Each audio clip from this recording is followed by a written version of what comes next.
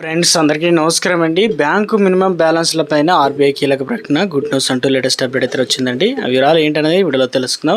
వీడియోని స్కిప్ చేయకుండా పూర్తిగా చూడండి, కంప్లీట్ ఇన్ఫర్మేషన్ అయితే అర్థమవుతుందండి. మీలో ఇంకెవరైనా సరే మన ఛానల్ సబ్స్క్రైబ్ చేయకుండా వస్తున్నట్లయితే వెంటనే మన ఛానల్ సబ్స్క్రైబ్ చేసుకోండి. ప్రభుత్వం నుంచి వచ్చే లేటెస్ట్ అప్డేట్స్ అన్ని కూడా మీ ఫోన్ నోటిఫికేషన్ రూపంలో అందించడం జరుగుతుందండి. చూస్తున్నారు కానీ లైక్ చేయడం మర్చిపోతున్నారు, దయచేసి లైక్ చేయండి. లేట్ చేయకుండా ఇళ్ళకైతే వెళ్ళిపోదామండి.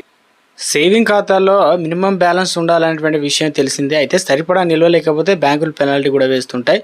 అయితే కొన్ని బ్యాంకులు తమ ఖాతాదారులు ఊతం ఇచ్చేలా మినిమం బ్యాలెన్స్లో ఛార్జీలను రద్దు చేశాయన్నమాట. ఇంతకా ఆ బ్యాంకులు ఏంటనేది ఒకసారి ఇక్కడ లొక్కేద్దామండి.